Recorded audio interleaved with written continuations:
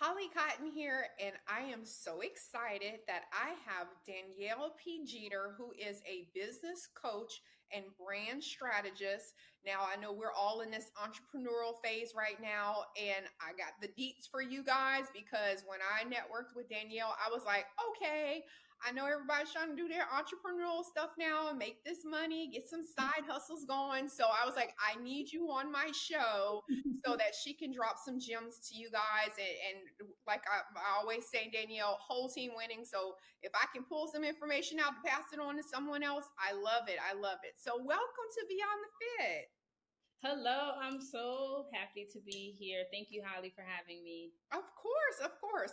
So, one of the things about me is that I love to see, I know I love the men as well, but I love to see women doing these things, going out. I'm all about the women empowerment. And I feel like, especially in a podcast area, it is so hard for women podcasters to come out, especially women that aren't talking about sex or raunchy stuff or whatever, like just coming out because of course everyone wants to hear a woman talk about all these other, topics, but to come out and be talking about, how we can build, how we can grow. I love it. And I definitely always try to pull those women and I'm like, hey, come on my show because I want you to hear your story.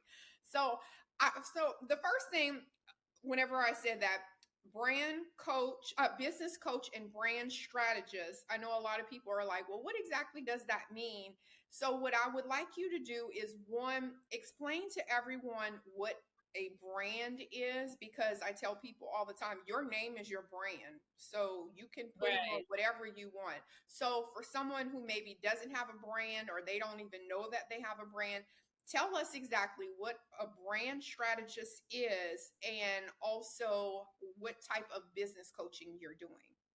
Yes, absolutely. Thank you for that question. So, your brand is part of your reputation. In fact, it is your reputation. It's what people say about you when you're not in the room. That is your brand.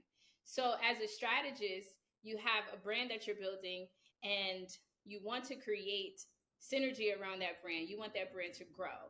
Most people who are building brands should have the goal to be a household name. That's what brands do. They grow big, they have influence, they have consumers, they have followers, and they're able to really create community. They're able to create relationships with their consumers and able to sell things to them or create relationships with them and be there to provide services and products for them. So your brand is very important. And in a day where things are very visual, where people are making decisions, consumers are making decisions based off of like what other people are talking about. Oh, did you go to that restaurant? What did you think about that restaurant? Oh, did you try this new item at on Amazon, or where did you find that? Oh, I got it here. So word of mouth is important. So by you having a strategy behind your brand, essentially we're helping you to grow. We're helping you to get in front of your target audience, figure out where they are and how you can make sure that they know that you are there to serve them and that you have a product for them. So that is the brand strategy side of things. So I do things like make sure that you get media coverage, making sure that that you are able to connect with big media outlets to maybe feature you, tell your story, do other podcasts. Also, if there is an opportunity to create an event experience around your brand where you can partner and collaborate with other people, where you can do partnerships and sponsorships. So those are all strategies. Also, your online presence as well. How can you utilize the online space in order to grow your presentation and grow your brand? So that is a little bit about the brand side of things. And if you want me to go further, I can. We'll go, but hang on, because you're going to have a lot of information. Okay. Don't worry, we're going to segment into all of that.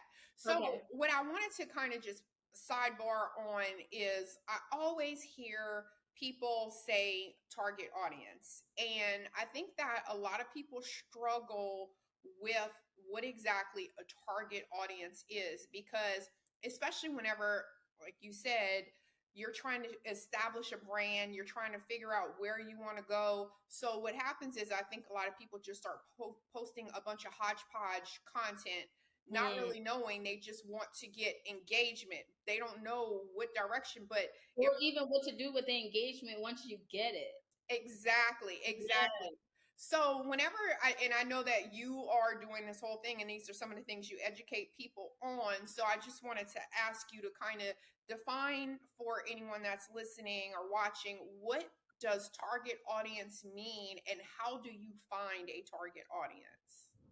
Absolutely. So when you are creating a product or a service, my career has been in the space of being a service provider and have transitioned into being a digital business and having digital products. So when you are creating either one, service or product, you now need somebody to want to purchase this from you. And so I like to always take the approach of doing market research and also figuring out what the problem is. If I know what the problem is for a particular demographic or a particular audience group, then I can begin to work on a product or service that will fit the need that is happening within the market.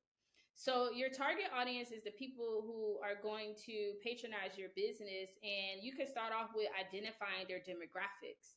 The demographics would be gender, age, location, ethnicity, income status, education level. All of these things are our demographics. Their buying habits, things of that sort. So you kind of start from that particular area. And so it's really good to with the online space, it kind of creates a bigger and a wider net for us, but still you want to make sure that you have a central location, so if you're in the US, it's a good idea to target the US, maybe not abroad just yet, but maybe you can tackle your coast. If you're on the East Coast, maybe you could tackle the East Coast. Even start with your state and start right there to build up your customer base. A lot of great things that has taken place with our e-commerce businesses is the fact that we have social media and we have online marketing.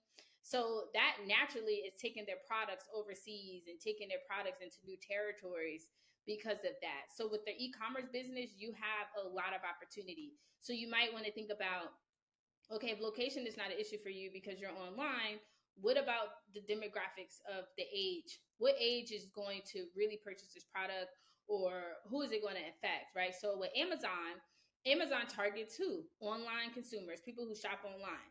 Therefore, your grandmama might not be the person who shops online. She might not have the internet. She might even have a computer. So Amazon ain't marketing to grandma. You still got Pathmark and all the pamphlets that come in the mail. They're going to be marketing to grandma. Finger Hut. Finger Hut. She might be, if she gonna cut her coupons out and actually physically CVS going to the store, that makes sense. But for our online business, online consumers, people who like to shop online and get it delivered, Amazon is going to target that demo.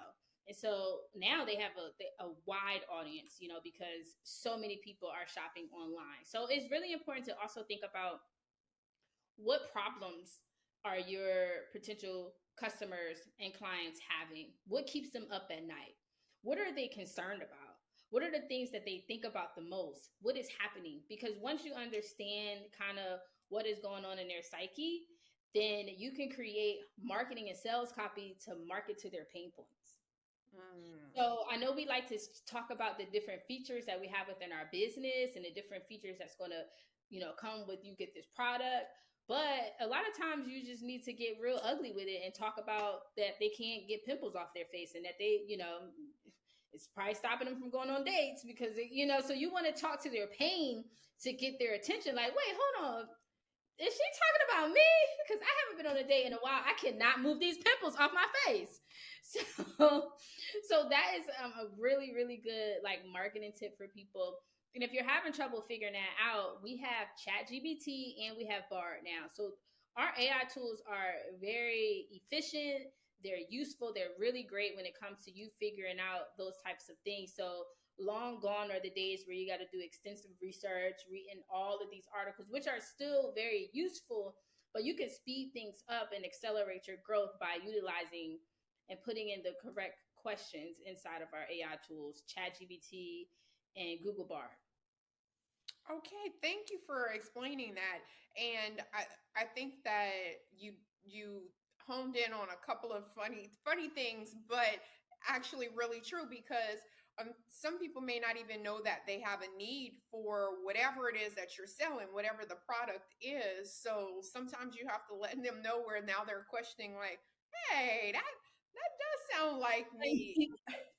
Do you experience heartburn after every time you eat this? Then maybe you need and think about the commercials that are on TV, and they talk about the symptoms. They talk about, oh, your life could be better if you did this and that, and it really grabs your attention. Right, right. Good, excellent advice. Excellent. Okay, so let's go back to how you were talking about business strategy and how you scale businesses to help entrepreneurs make money. So, of course, whenever we're talking about making money, I want to make sure we get the inside goods on that. So, for anyone that's sitting around that's like, "Hey," cuz now we're selling Holly Cotton's show right now. We're telling y'all need this show so you can start making some money. So now they're listening. They're like, hey, I need to know that. So how do you help scale? First of all, explain what scale is. Like break that down because some people may not understand what scale means. So how do you scale the businesses to help entrepreneurs make money?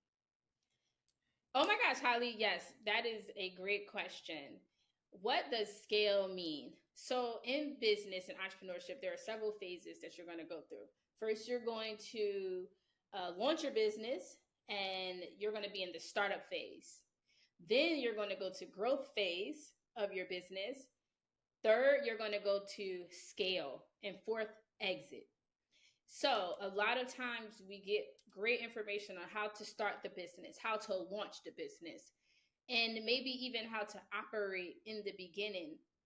But it's very important that we begin to have longevity of this business because it's like, all right, I want to build $1 million agency. I want to build a, multi-million-dollar company. But how do you do that from starting from the bottom, which a lot of our women-owned businesses, a lot of our Black and brown-owned businesses are really starting from ground zero.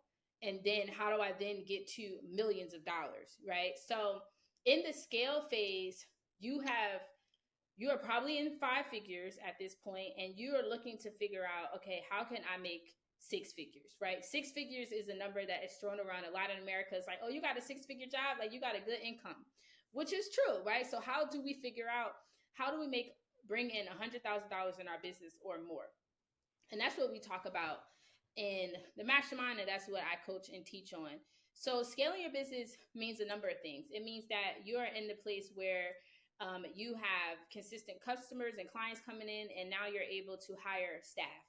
So you can move yourself from working within your business to working on your business. You want to do income producing activities. You want to be the CEO, right? And so you might be more so focused on lead generation and sales and really how to operate the business instead of operating the business. So you're able to hire. The other thing you're able to do is potentially sell your company, right? So when you start to make $500,000, now there's going to be investors at the table who want to talk about investing in your business. They might want to acquire your business and things of that sort, which is a great conversation to have. So it's not always a bad thing to grow a business and then sell it. That's the sign of a very healthy and successful business if somebody wants to purchase your business. And we also should think about acquisitions and mergers. So we talked about acquiring, but what about merging? Now you're at a place where you have the standard operating procedures, which means that your business can operate without you being in it. You have systems and processes in place where your staff can run your business. They know how to do their job day to day. And if you need to fly off and do something, or if you want to, have a baby, go on a vacation, or just, you need to step away from the business, whatever the case may be, the business still operates. The business knows how to bring in leads. The business knows how to sell. It knows how to close the deal, and it knows how to fulfill. So we need to get more businesses to that point where they're able to extend their table, have more people working within their business, and so that they have an administration team, they have an operations team, they have a logistics team. And so now you are just the CEO, and your team is making sure that things are being handled. So those are some of the things when it comes to scaling your business. It simply means that you are now working on your business and not in your business, and the business is actually growing. So at that point, it's like, we want to make 6 and 7 figures. And that's essentially what I am coaching entrepreneurs to do, is first making sure that they have a marketing system and a marketing strategy in their business, that they have a sales process in their business. A lot of businesses can't dictate where their leads are coming from or where their business is coming from, because they don't have a lead generation system. They don't have an operating system where they can press on or press off and leads begin to generate in their business, and that they can, turn those into new sales. So that part is very important, and also the systems behind it. So there's people, there's businesses who could be around for like 7 or 8 years, but you're still operating as a startup because you haven't taken the time to implement, certain systems to automate your processes. You haven't even taken the time to write down what your process is. And I know because I had to do it for myself. I had to figure out, how do I teach other people what I naturally know how to do? That was really a struggle and pain point for me, because doing public relations for 15 years was almost like a form of art for me, because networking was a skill set that was just so natural for me. Building relationships, meeting people, putting myself out there, getting out there, meeting and greeting, going to different events, so for me, it was just like, it was natural, and I had the relationships, and then I know how to creatively write, and I know how to tell your story and sell your story. But I had to hire a coach myself, and my coach brought out of me a system of how to systemize my intellectual property. So that's a lot about what we do. A lot of it also has to do with your mindset and you being ready for those millions, and which is why the company is called Me Up to Millions. The mindset and the shifting, that's 50% of the work. You have to be confident. You have to be ready for that level of business and that level of income. It might be the first time that you ever see $100,000 in your business or in your account. You have to have the mindset and know what to do with it, how you take care of that money, how you operate it, how you then maximize that opportunity, even grow the money, right? So a lot of what I see with entrepreneurs who are wanting the success, but not really, they don't really have it yet, is because it's a lot of limiting beliefs that are happening, a lot of self-doubt, even the things that come out of their mouth, lack of confidence that they don't know. And it's like, you have to shed old habits in order to come into this new person. So the person who is going to be the multiple six-figure earner, the $1 million earner, is not the same person that's sitting here now that can get you to that person. You have to start walking and becoming that person, which means that you have to create new habits, success habits. And success is something that we can routine. We can plan for our success. We can implement, because success leaves clues. There's plenty of resources out here now where people are teaching, hey, I did this and I got this result. You do this and you'll get this result. It's quite simple. It's not rocket science. So we have to look at the strategies, take the information, implement the information, and create a routine and a blueprint for success. I love that. I love that. And I'll like, let me just throw my little plug in here. So my second book is called Day One, a guide to identifying, organizing, and executing any goal. And it's so funny because those are the things that I talk about in my book. I talk about mindset, like you have to have a mindset shift. I talk about daily habits. Like, people don't realize what you do on a daily basis is what it is. Like, I'm sidebar on it. It's so funny because I have a friend and she's not the most productive friend. She's very much a procrastinator. Oh. And so I know, but it's okay. I give up on her. But so I'm always like, I know, and she has it. I was like, can you even have an ebook version of, like, can you read it? But anyway, so so I was telling her I eat the same thing for breakfast every morning, and she was like, oh my God, I can never do that. And I was like, if you look at a lot of successful people, they tell you those daily habits, they wear the same thing, yes, they do the same thing. And I said, because yes, I don't want to spend 20 minutes worrying about what I'm going to eat for breakfast. That is creativity that I could use for something else. So I was like, I know what I'm going to eat. I'm going to eat my protein waffle and my turkey bacon. I don't have to worry about it.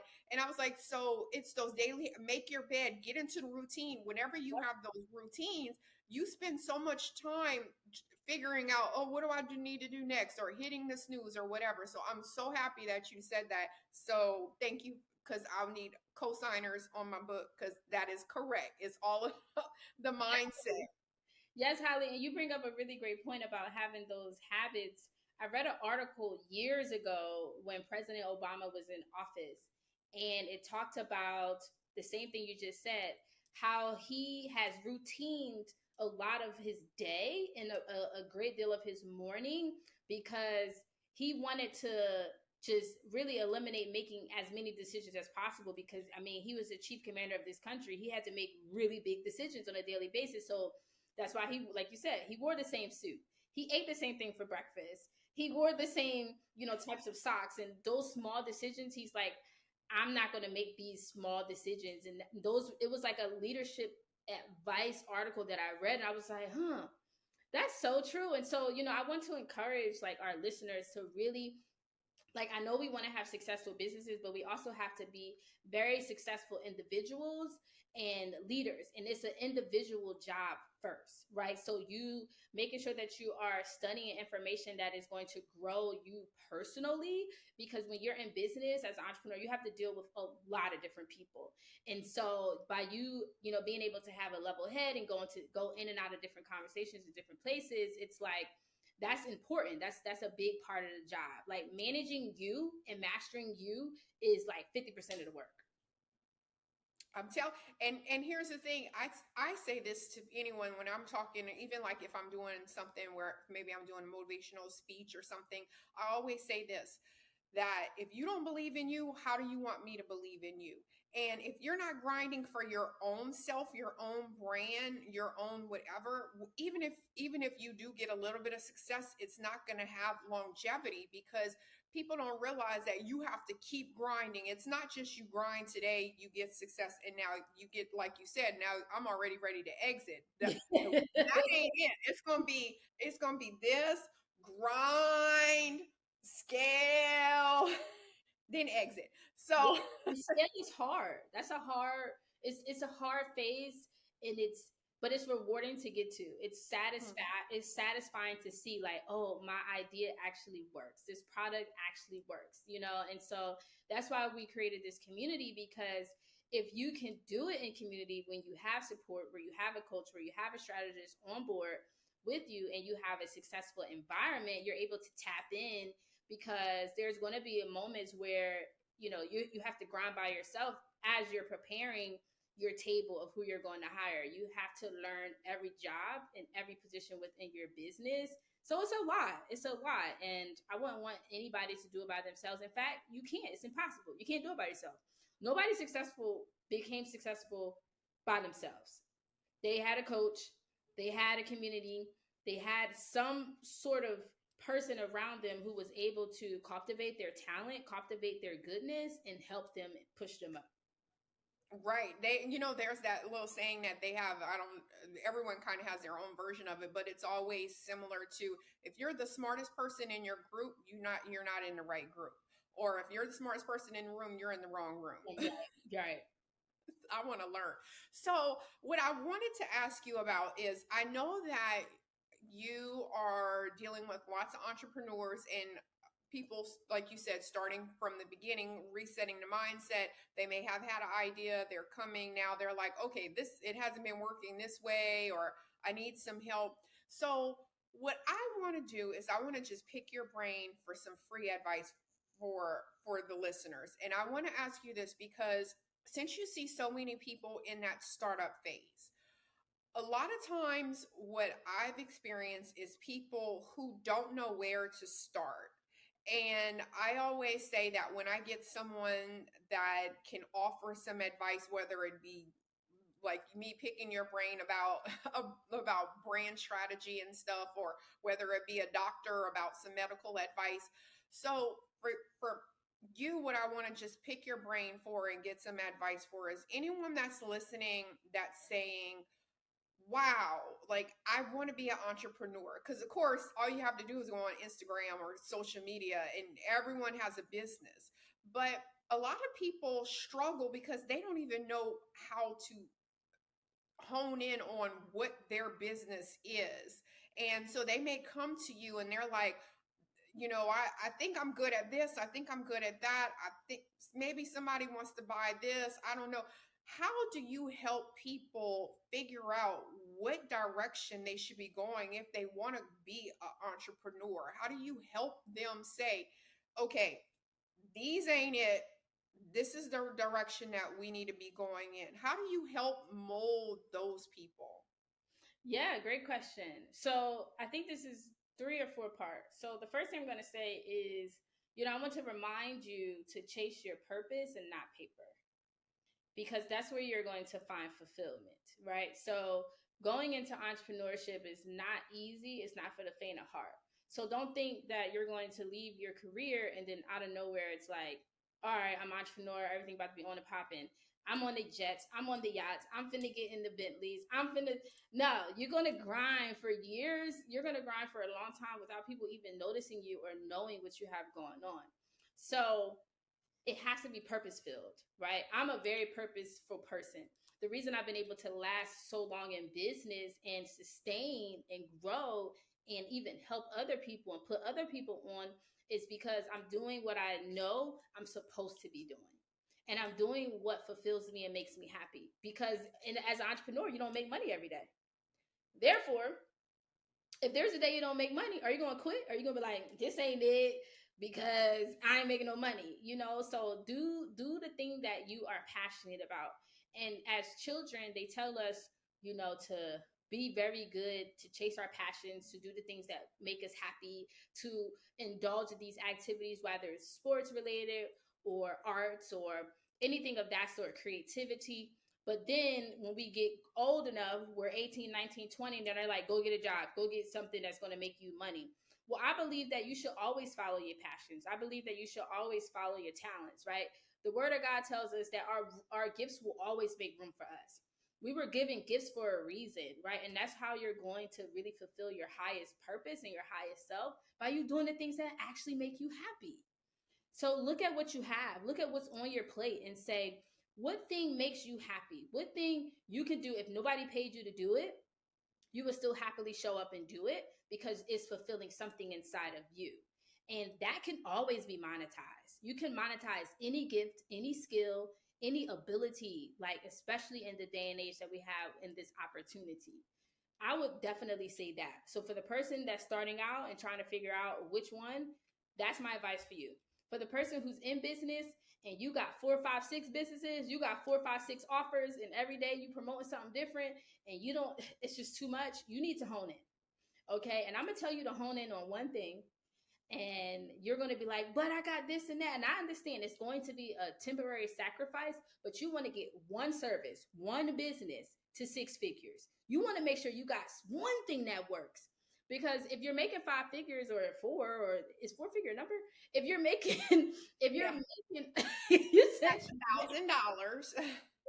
So if you're making anything lower, we can't tell if it works or not. We can't tell if the market really wants this, if there's an audience for this. So if you take the time to perfect one service and one product and you can get and yes, you can get that up to 6 figures.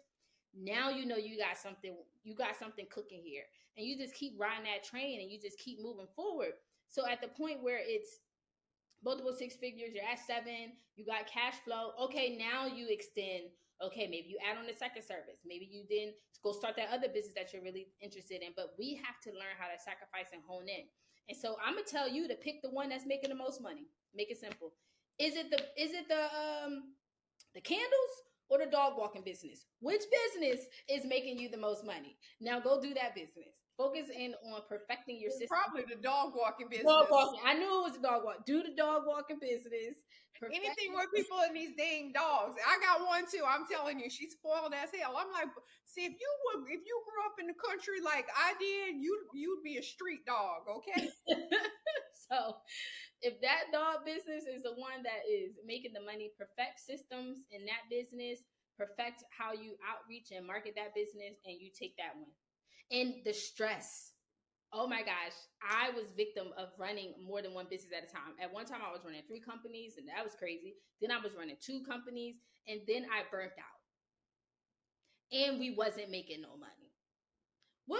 This is crazy. You're burning out and you're not making no money. Something has to change. And for me, it didn't even change right away because I didn't know. I just thought I needed a break. Nah, you need to just pause and focus on one thing. And when I realized that that was the change I needed to make, it was like a weight lifted off of me. I don't have to like have as many deliverables. You don't have to meet as many deadlines, communicate with as many different people. It's like now you can really hone in and focus, because on a really productive day as an entrepreneur, you might only get like 4 things done, like 4 major tasks finished. And that's how much it really takes to lift up, you know, a actual business that's profitable. So don't be afraid to take some things off your plate. You're gonna feel much better. Okay, thank you for that advice. See, y'all, you're welcome. You're welcome. I like to, because I think, like I said, I think everyone is like, oh, I want to be an entrepreneur. Oh, I need to do that. I need that. But one, what are you selling? You know, like someone said this, and I never read comments. Usually I just, if it's something, it seems like it's something stupid, or I'll delete it. But for whatever reason, this comment popped up on my thing, and it just irked the hell out of me. And so when I had my billboard in Times Square for my most recent book, it was like a surreal. Thank you. Thank you. It was like a surreal thing, because I had manifested it. I wrote it down on a piece of paper when I did all my goals on December 31st for this year. It was a billboard in Times Square, finished 3rd book, whatever, speak at Essence. Yeah. So I was like, check. And so one of the people commented on my post, because my daughter was recording it in real time behind me when it popped up. And he was like, I don't understand why she's so excited. Anybody can get a billboard for $50 or something like that. I was like, first of all, it's in Times Square. Cut it out. Second of all, it's, what are you going to put on the billboard? And so, you know, do I just want a picture of my face on a billboard? Yeah, okay, sure. But I wanted it to be something that was me, that was a brand, something I was selling, something, whatever. And so I think that what you're saying is like kind of what the information is what I was saying to this guy, because it's always a man in the comment, it's never a woman, but I digress. But I think that you're saying the same thing. Is like, what is it that you are selling? What is it that you want to sell? What is your business? What is your brand? And I think that whole thing that you just said about honing in on what is the product, because people get so pulled into different directions that they have to be an entrepreneur, that they have to do all of this. And I think that they get lost in that process. So I'm glad that you broke it down that way, where it was more understandable, and a lot of people probably resonated with, because they do have about 18 businesses, and they're like, one of these is going to take off. Well, I don't know which one. I still battle with it today. You know, it was a real sacrifice. On here, it talks about that other business. I got a water for it. That business, and I'm still like working through the process of like, okay, should I do this one or should I do that one? But whatever the case may be, it's going to be one, because it's and make sure you get the book called The Power of One. The Power of One is an excellent book, and it also just expand a whole book that expands upon the comment we just had. But Holly, you also brought up a really great point. You know, one of the reasons why you hone in is because you want to be known for doing something well. You want people to identify you with something, as an expert in something. You know, so all year I have not really promoted my PR business. I've done public relations and events for 15 years. People call every week about the service, because that's what they know me for. For 15 years, I did the same thing. People see me in college, because I started a business while I was at Spelman College, and they say, "Hey, girl, what you up to?" I'm like, "I'm my business. I'm the same thing." Like, "You still running your business?" Yep, I'm running my business. So that longevity, you have to be able to stick it out. So, which is why it's important that you select the thing that you gonna ride with. You know, it's like you're gonna ride it till the wheels fall off, or you riding until the wheels get so big that you can now sell it to someone else. So I love that. Okay. All right. So let me just get a little this information from Danielle for you guys. So I know everyone is like, oh my gosh, like I love what she's talking about. You know, she's giving advice, she's doing stuff. So do not worry, because Danielle also has next week she has something called the Mastermind. What is it? Master Mindset. It's yep, Meet Up to Millions Mastermind. The Millions Mastermind, yep.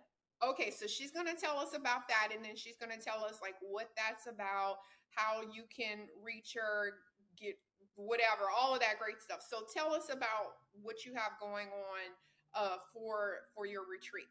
Absolutely. So this is a 3-day experience, a transformation for you and your business on August 17th through the 19th in Miami. So this is the 5th edition of this mastermind. And the reason that I decided to start my own mastermind is because I invested well over probably $50,000-$60,000 into masterminds.